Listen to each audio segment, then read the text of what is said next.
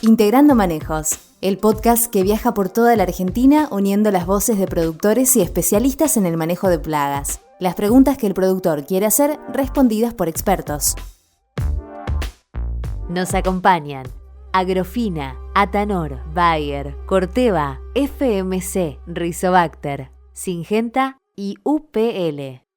Bienvenidos a un nuevo episodio de Integrando Manejos del podcast REM de Apresid. Soy el Ruso García, ingeniero agrónomo y administrador de una empresa de producción de la región Chaco-Santiago, miembro de la Chacra La Paloma, perteneciente al sistema Chacras de Apresid. Dentro de la chacra tenemos como uno de los principales objetivos abordar el manejo de borreria, que es esta maleza tan difícil que hoy es parte de nuestros sistemas de producción. Y es por eso que para este episodio tenemos el agrado de contar con el ingeniero agrónomo Daniel Fada, que nos va a ayudar a entender a través de su conocimiento cómo es que llegamos a esta problemática de borreria, a conocer a esta maleza de acuerdo a los diferentes tipos que existen en diferentes zonas, su biología y cuáles son las herramientas que debemos considerar para armar un esquema de manejo integrado. Daniel es un ingeniero agrónomo egresado de la Universidad Nacional de Tucumán. Sus primeros años de carrera profesional ha estado trabajando como técnico de producción y administrador de campos del norte de Salta durante aproximadamente unos 10 años. Luego ha ingresado en el área de investigación y desarrollo de DAO para estar actualmente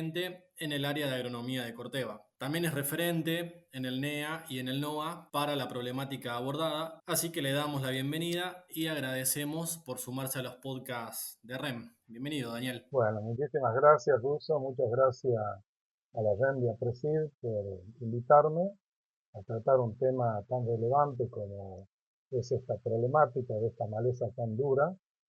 Y bueno, desde ya Russo a disposición. Gracias, Daniel. A pesar de que borreria tal vez no está muy difundida a nivel nacional, hoy sí hablamos de borreria en el norte como algo cotidiano, ya que es la maleza que más abunda en la mayoría de los sistemas de producción del NOA y del NEA, y hasta el norte de Córdoba, y que además es considerada como la más o una de las más difíciles de controlar. Según datos del mapeo 2023 de la REM de Apresid, borreria se encuentra en el 100% de los lotes del NEA, en el 95% en la región oeste y 80% en la región NOA. Entonces, para comenzar con este intercambio, con esta charla, queremos saber qué representa realmente esta maleza, por qué es tan importante, cómo fue su evolución y saber si siempre fue considerada un problema que complica a nuestros sistemas. Sí, tal cual, Russo. La verdad que borreria representa una gran preocupación por los daños, digamos, que ocasionan a la productividad. Y sobre todo porque hay un desconcierto de cómo manejar y resolver estos problemas, ya que parece que olvidamos que la seleccionamos y la instalamos en nuestros lotes a través de prácticas simplificadas y hoy pretendemos controlarla con las mismas prácticas y muchas veces estamos obsesionados en encontrar la solución herbicida y este problema requiere de una solución sistémica, un conocimiento amplio para, a través de las características biológicas de esta maleza y cómo se inserta en nuestro sistema productivo actual y sobre todo entender la interacción con los cultivos que la conforman. Efectivamente, ¿no? 30 años atrás no se la conocía, con laboreo y el uso de residuales, borreria prácticamente no formaba parte de la composición florística de los lotes. La rubiácea, digamos, la prima hermana que dominaba en ambientes parecidos en el NOA era Picardia brasilensis, de difícil control en ese modelo productivo, sobre todo por la baja efectividad de los pre y post-emergentes convencionales.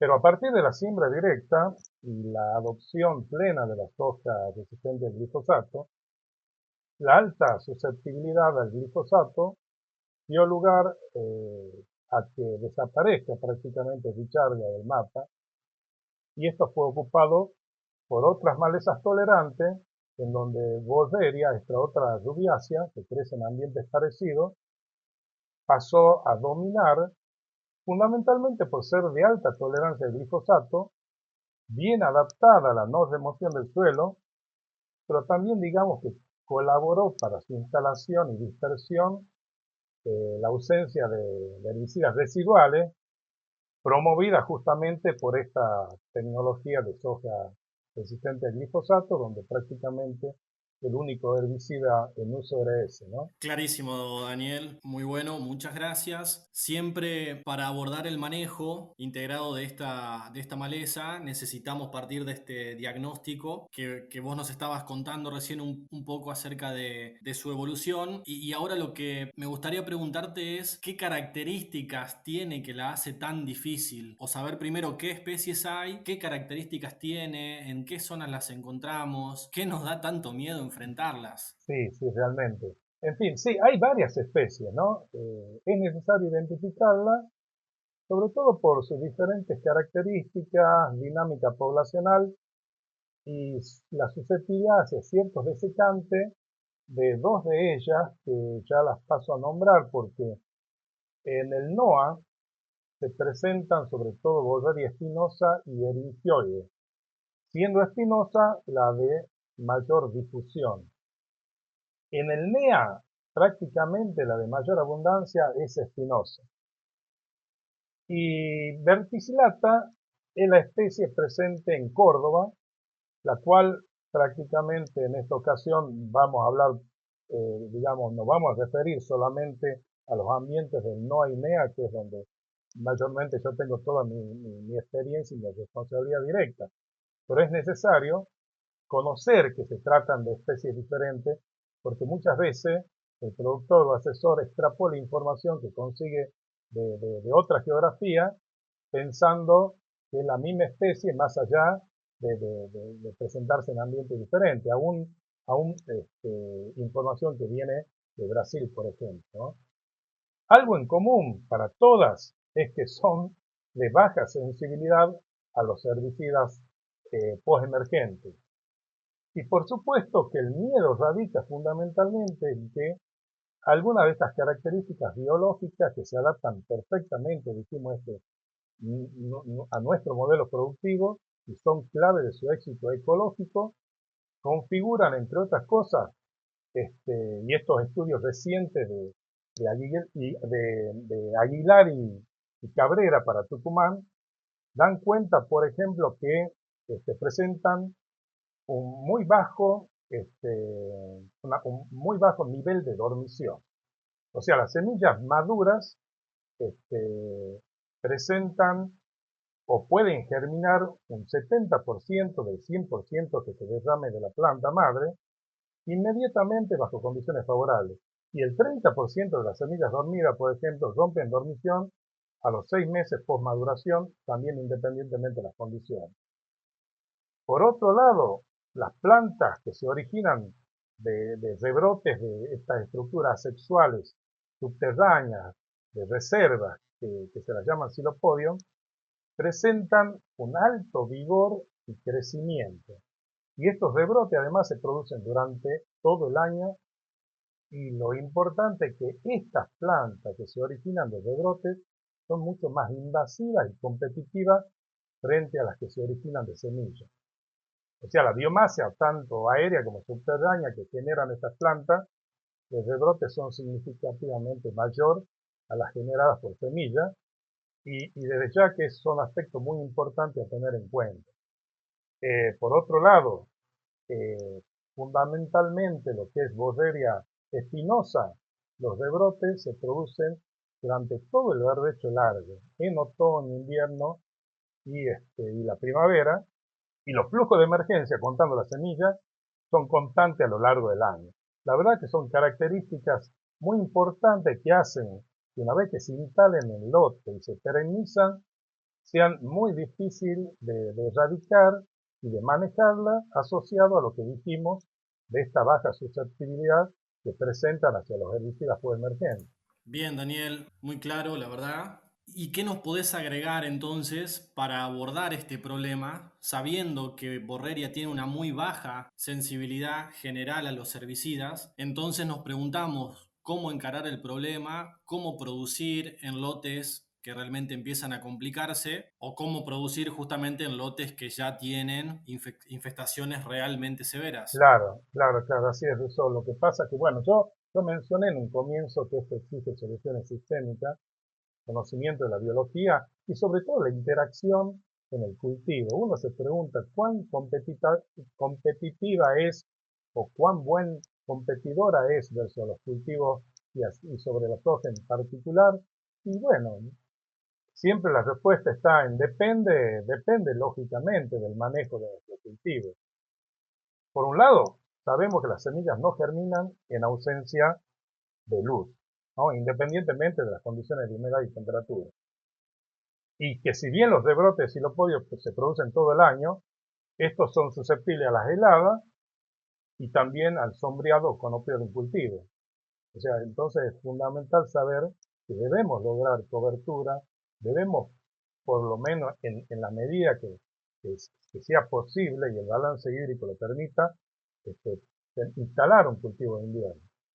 O sea, el éxito del programa de manejo debe incluir diversidad de prácticas agronómicas que ayuden al cultivo, digamos, a competir de la mejor manera y seguramente estas prácticas serán también diferentes en función de cada zona, porque también en ambientes húmedos, subhúmedos o en ambientes con inviernos más agresivos, menos benignos, sin lugar a dudas el comportamiento tanto de los cultivos como de la maleza va a ser diferente.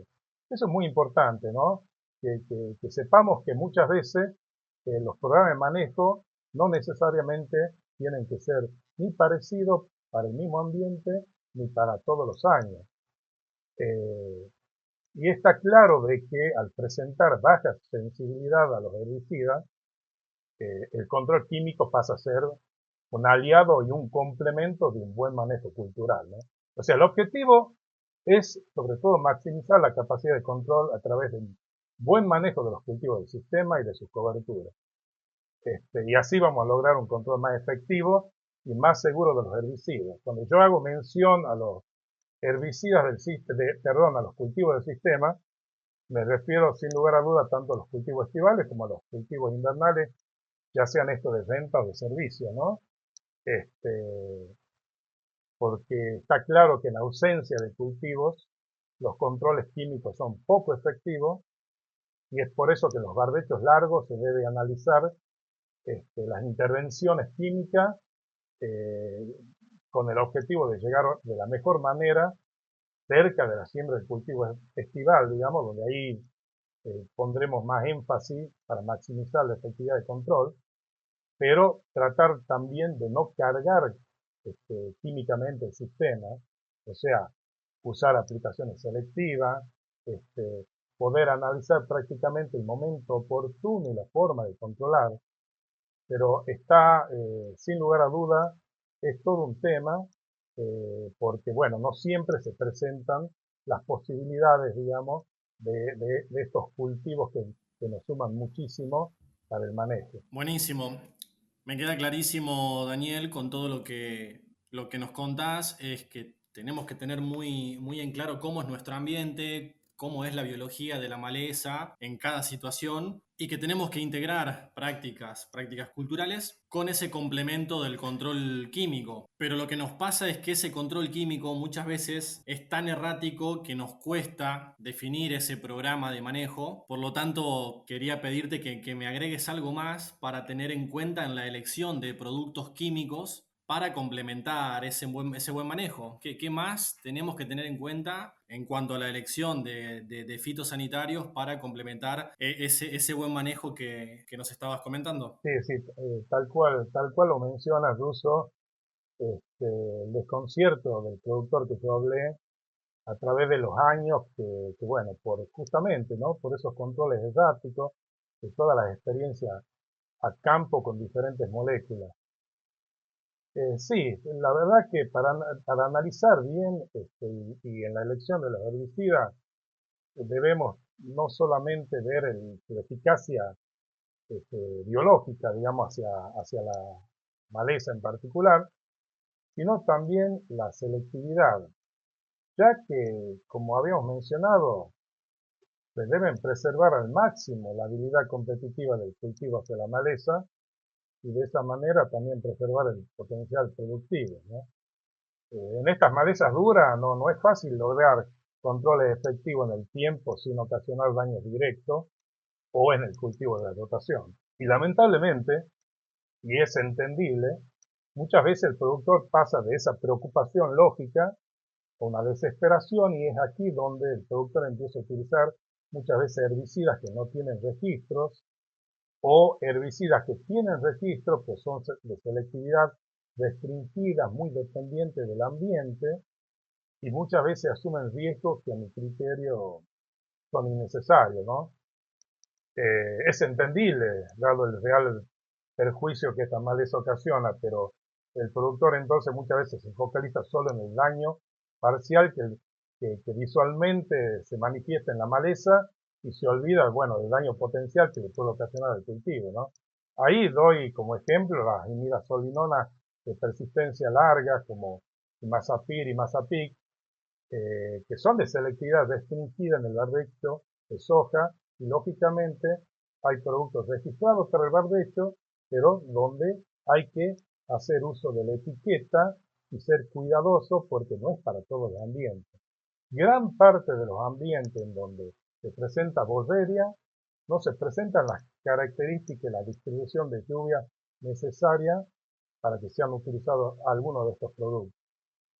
Está muy bueno usarlo en un manejo de rotación asociado a cultivos resistentes o tolerantes a las imidazolinonas como son los maíces Clayfair o los sorgos y grow. Pero es muy arriesgado, como les dije, en determinadas condiciones en el barbecho de soja en algunos ambientes, ¿no? Otro ejemplo de otro grupo químico dentro de lo que son los auxínicos es una molécula que es el aminopiralid, que es una piridina en donde en mezcla con otros auxínicos se presentan productos comerciales para el control de renovales en lotes ganaderos. Ese es el registro, pero no está registrado en lotes agrícolas. Y si bien el productor está usando media dosis, las características físico-químicas de esta molécula y en función de cómo se disipa en diferentes sustratos, cómo se degrada en diferentes sustratos, puede llegar a ocasionar problemas en los cultivos de rotación. O sea, que ahí hay que tener muchísimo cuidado, ¿no? Pero uno muchas veces entiende la preocupación del productor, pero tiene que ser, y el productor tiene que estar consciente al menos con la información para poder manejar estas moléculas. Qué importante que es realmente conocer bien de adentro cada uno de los fitosanitarios que usamos, leer bien los marbetes, conocer nuestro tipo de suelo, entender esa tasa de degradación de cada uno de los productos que usamos y la verdad que está muy claro y muy bueno lo que mencionás, Daniel. Y ahora lo que se me ocurre, o sea, lo que quiero preguntarte es, dentro de los herbicidas disponibles, dentro de los herbicidas registrados, ¿cómo podemos complementarlos según sus características, sistémicos, desecantes, preemergentes, residuales? ¿Cómo nos podés ayudar a justamente complementar cada tipo de herbicida para poder lograr ese manejo integrado que estamos buscando para lograr un éxito en el control de la maleza? Bien, si antes de eso te voy a agregar algo que me olvidaba, más que me olvidaba, era poner énfasis. Cuando hablo de imidazolinola de persistencia larga, hablo que hay productos registrados en el mercado para el barbecho soja, pero por ejemplo, en ambientes con clima monzónico, con estación seca muy marcada, y donde las precipitaciones se empiezan a estabilizar recién muy cercano a la siembra del cultivo de soja, es evidente que ahí es imposible que se lleguen a niveles de residuos que pueda tolerar el cultivo. No así en otros ambientes en donde estas lluvias se presentan más tempranamente y es posible una degradación siempre y cuando manejando, ¿no?, las dosis correctas en función de los tipos de suelo. Bueno, no quería dejar de hacer un poco un análisis más detallado de estos productos. Y sí, ahora, con respecto a lo que me estás preguntando, sí, efectivamente, dentro de los herbicidas disponibles y registrados, digamos, de uso seguro, sin lugar a dudas se presentan con diferentes características. Digamos, es importante por ahí analizar primero dentro de los post-emergentes, diferenciar, digamos, el comportamiento de los sistémicos de los desecantes. ¿Sí? O sea, después de muchos años de investigación a campo, nosotros hemos podido caracterizar el comportamiento de muchas de estas moléculas herbicidas, ¿no? Ya sea en forma aislada o en mezcla, y podemos concluir que en general existe un pobre desempeño de estos herbicidas sistémicos, ya sean ALS como hormonales, salvo ese par de excepciones de no selectivos que hicimos ya de referencia. Pero sin embargo, digamos, estos trabajos también muestran cómo complementando en mezcla o en doble golpe con algunos desecantes, se determinaron resultados significativamente mejores. ¿Sí? Asimismo, el uso de ciertos desecantes aislados presentan un buen control, pero claro, son desecantes y nosotros sabemos que malezas perennes no es posible controlar con desecante. Sí secamos bien, pero los rebrotes se producen rápidamente. Justamente en la combinación de mezcla con sistémico y en esta técnica de doble golpe, se mejora sustancialmente sobre todo la tasa en el tiempo de esos rebrotes y además esos rebrotes presentan menor crecimiento, menor vigor y sin lugar a dudas eso es fundamental para asociarlo al manejo con la competencia del cultivo. Justamente la idea es tratar de combinar correctamente estos herbicidas con estas técnicas de aplicación de doble golpe o secuencial según el caso y, y relacionarlo con el desarrollo del cultivo.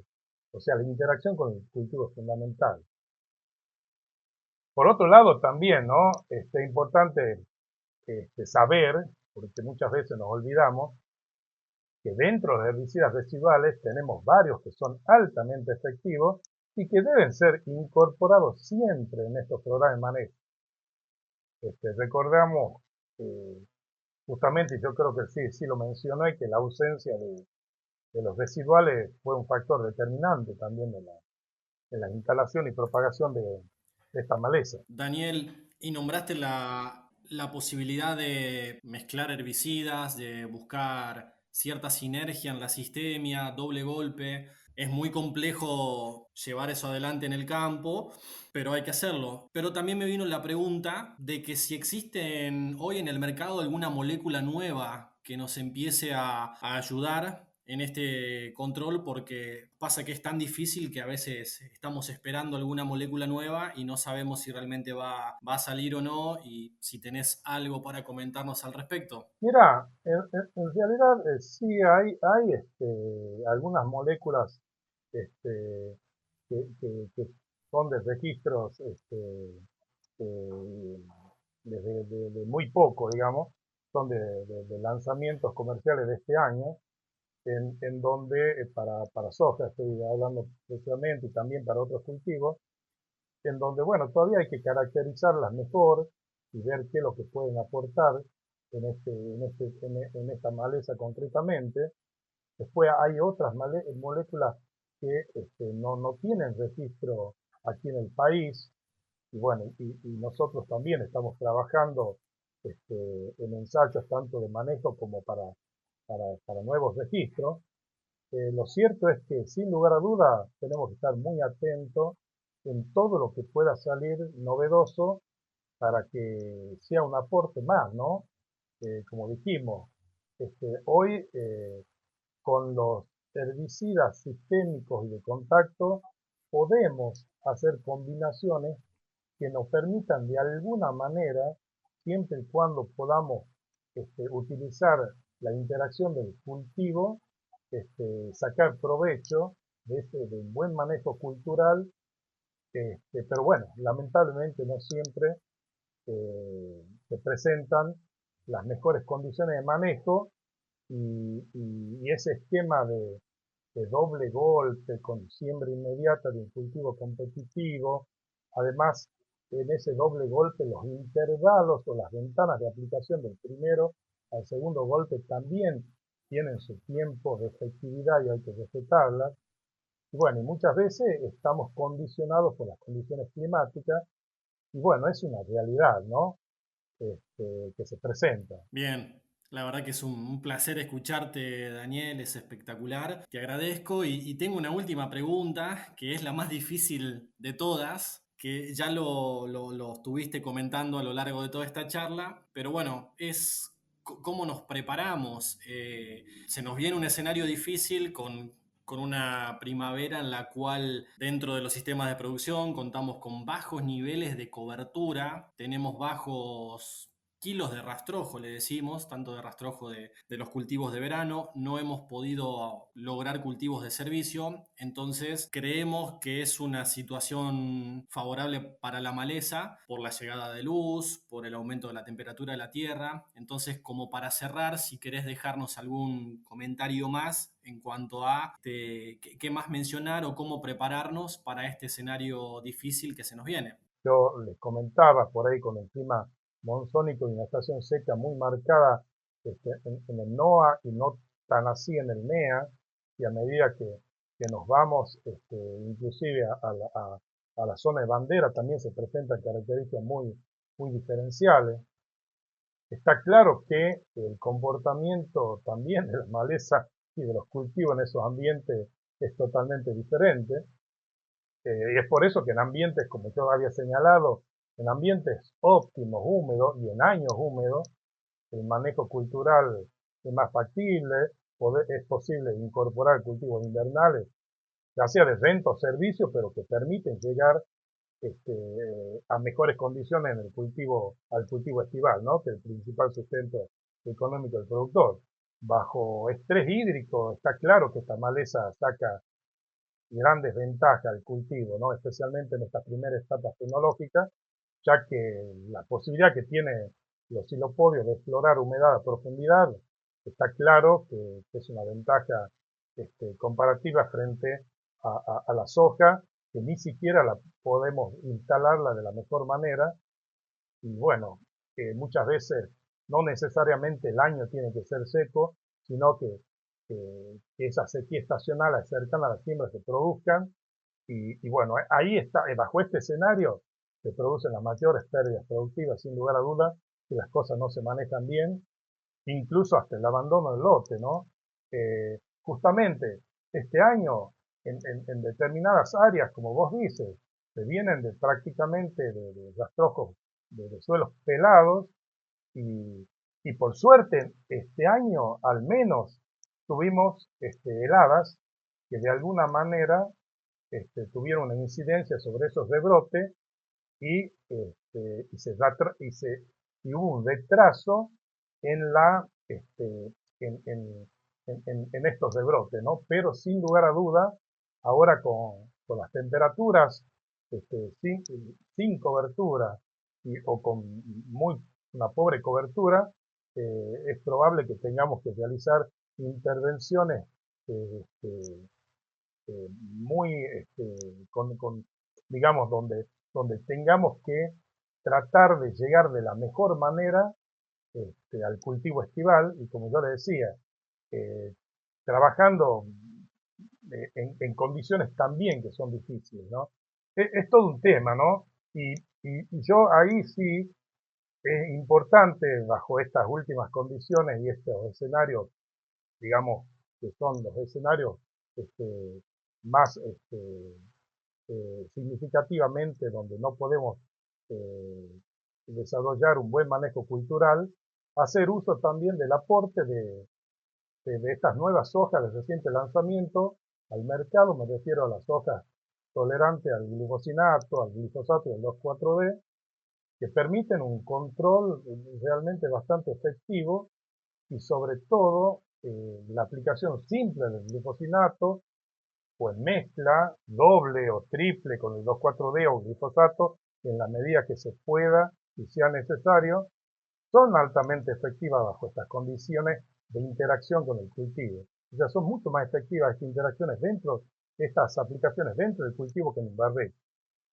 Y sumado a que además se realizan bajo condiciones ambientales y condición fisiológica de una maleza más propicia a recibir el herbicida, ya que la estamos haciendo ya en condiciones de estabilidad hídrica en general, ¿no? Bien, Daniel, agradecerte enormemente. La verdad que todo lo que nos contás y lo que nos enseñás nos sirve un montón. Definitivamente es un manejo muy complejo, es un manejo difícil. Hay que complementar justamente muchas prácticas para lograr los objetivos y esta dificultad lo convierte en un desafío que tenemos que abordar, que tenemos que bajar a campo todas estas herramientas que estuvimos charlando, así que lo llevaremos adelante. Ojalá podamos cumplir todo lo que nos imaginamos, ojalá venga una buena primavera que nos permita al menos dar buenas condiciones para el control de la maleza. Y desde APRESID, como te digo, agradecerte y seguir para adelante. Así que damos por cerrado este podcast. Nuevamente un abrazo para vos, Daniel, para la gente que escuche y seguir para adelante. Nos acompañan Agrofina, Atanor, Bayer, Corteva, FMC, Rizobacter, Syngenta y UPL. Para ver más contenido de la REM, podés entrar a la web de APRESID o suscribirte a nuestro canal de YouTube.